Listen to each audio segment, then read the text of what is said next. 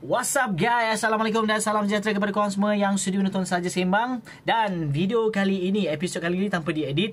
Okay, cuma aku just nak share saja. Tapi bukan cerita pasal bantuan-bantuan lah. Sebab tak ada lagi bantuan-bantuan semasa yang boleh nak dibangkitkan menerusi channel Saja Sembang ni. Cuma perkongsian kali ini berkait dengan isu vaksin, booster lah, okay, dan sebagainya lah. Okay, yang berkait-kait dengan isu ni lah. Mungkin ada di antara korang masih lagi tak ambil vaksin, tapi aku dah dapat lah, okay, notification daripada My Sejahtera yang mana adalah entah kata sesi interview untuk booster pada 10 hari bulan. Tapi aku tak ambil, aku cancel dan aku bagi alasan-alasan tertentu lah disebabkan faktor yang aku nak ceritakan dalam episod kali ni. Okay, tapi sebelum tu guys, bagi korang yang belum subscribe ke channel ini, please klik button subscribe dan jangan lupa share dan juga like video ni guys. Okay, berbalik pada topik utama tentang vaksin. Mungkin ada di antara korang dah ambil booster dan sebagainya, tetapi yang masih lagi curiga, masih lagi wawas, tak tahu aku nak ambil vaksin booster ni ataupun tidak. Dengan kes-kes yang kita tahu semakin lama makin naik pula, okay, atas alasan perayaan. Dan sebelum ni pun aku dah maklumkan, atas alasan perayaan berkemungkinan nanti takut-takutlah ada lockdown. Dan takut-takutlah pula lockdown tu tak ada, tetapi lockdown yang syarat-syarat untuk korang keluar tu wajib ada booster pula. So sebab itulah benda kebangkalan ni mungkin terjadi, kita tak tahu. So sebab itu kalau macam korang masih lagi muskil, masih lagi tak tahu apa, aku ada buat research, okay, apa yang perlu aku lakukan. Aku ada tanya juga doktor, perlu buat macam mana ni. Aku takut kesihatan aku ni takut macam tak sebati pula dengan booster yang aku akan ambil nanti. Sebab itulah guys, okay, kalau tadi aku nak tunjuk korang, aku baru dapat apa benda ni, test blood tadi, okay, sebab aku ada buat full medical check up, okay. So aku dah dapat dia punya data-data lah. Cumanya sekarang ni aku tak nak cerita detail pasal apa benda lah, korang pun tahulah. So ada package-package kat klinik ataupun farmasi-farmasi tertentu lah, okay. Ada yang murah, ada middle, ada yang paling mahal sekali, tapi aku ambil yang the middle lah. So apa yang aku dapat, dia punya result tu overall okay, Alhamdulillah semua okay.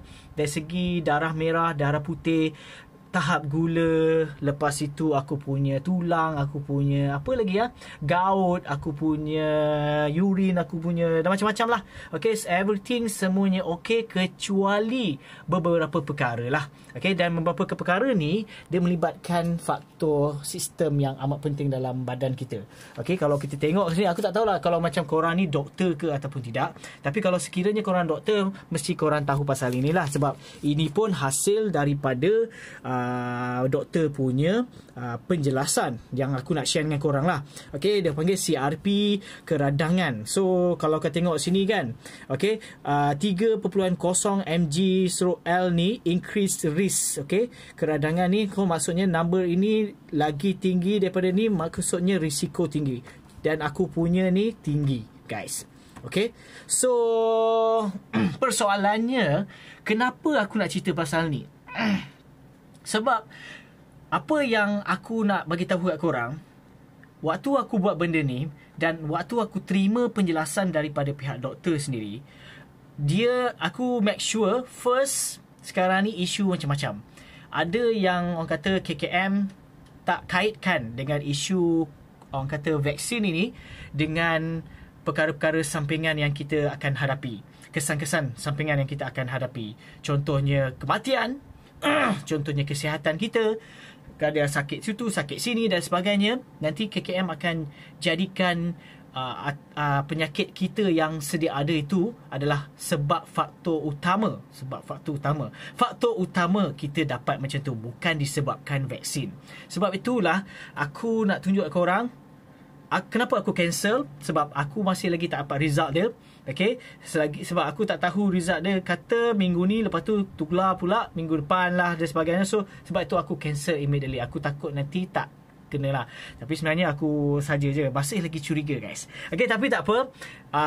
Yang pentingnya, setelah aku dah buat vaksin, setelah aku dah buat kaji ni, okay, dah dapat penjelasan daripada doktor, aku minta jasa baik doktor tu aku rekod. Okay, setiap kali dia penerangan, pergi penerangan kat sini, aku rekod. Dan soalan yang biasanya aku akan jawab yang terakhir yang berkait dengan isu vaksin booster. Aku tanya kat dia sebab aku punya orang kata keradangan ni, dia punya tahap numbers itu tinggi dan ni melibatkan jantung dan sebagainya. Adakah perlu ataupun boleh aku ambil booster? Dan dia tak galakkan untuk sementara. Okay, disebabkan number ini terlalu tinggi. So sebab itulah guys, pentingnya apa yang aku boleh cadangkan melalui video kali ini yang tanpa diedit. Okay, dan bukannya video bantuan saja, tetapi info semasa juga. Saja-saja sembang. Okay, perlunya korang ambil buat full medical check up ni. Kalau tak, apa-apa berlaku, bukan tanggungjawab korang tu. Okay, bukan bertanggungjawab, dijadikan tanggungjawab korang tu sendiri. Okay, so jadi alasan pula KKM kata tak vaksin ni semua okey, tak ada komplain, asal penyakit kau tu. So bila kita dah ada rekod penjelasan daripada doktor, okay, cuba dapatkan juga penjelasan daripada doktor lain juga. Okay, adakah dia punya jawapan tu sama ataupun tidak, based on fact yang aku dah share dekat sini lah. Okay, data-data ini semua data-data yang numbers by kita punya darah yang kita dah kata bagi, dan juga urine kita sendiri. So sebab itu aku bagi tahu korang, buat persiapan ini, dapatkan penjelasan, barulah korang boleh buat booster ataupun tidak.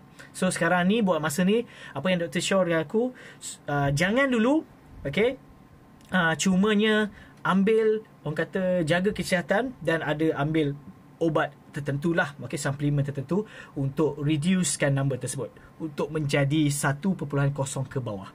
Okay, kalau kita tengok kat sini kan, low risk kan, 1.0 ke bawah, itu lebih baik. Sekarang ni aku increase risk kan, risiko keradangan aku tu terlampau lebih sangat. Okay, terlampau lebih sangat daripada yang sepatutnya. Okay, tetapi ini apa yang dirahsiatkan kepada aku, buat macam tu supaya kita tak adalah dapat tiba-tiba kesan yang tak diingini. So bila dah ada proof, okay, bukti kat sini, so kita boleh fight apa-apa berlaku nantilah, dan sebagainya. So itu sajalah, okay, perkongsian aku dalam episod kali ini di Saja Sembang.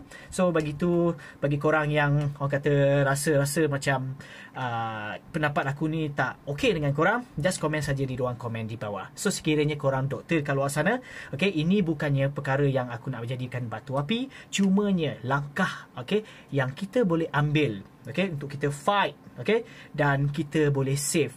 Okay, kerajaan bagi tahu, okay, benda ni selamat, tapi dalam tu bagi tahu selesai argument dan sebagainya, mengatakan jika berlaku apa-apa, itu tanggungjawab korang sendiri, dan sebab korang lah, okay, supaya doa kita ni tak boleh, jika berlaku apa-apa, kita tak boleh nak tuntut lah duit tersebut, okay, ataupun tuntut apa yang dimaklumkan oleh NADMA sendiri. Okay, itu saja perkongsian aku dalam episod kali ini. Diharap sedikit sebanyak memberi info yang terkini, okay, daripada channel Saja Sembang. Bagi korang yang belum subscribe ke channel ini guys, please klik button subscribe, dan jangan lupa share dan juga like video ini guys. Aku Faizuan.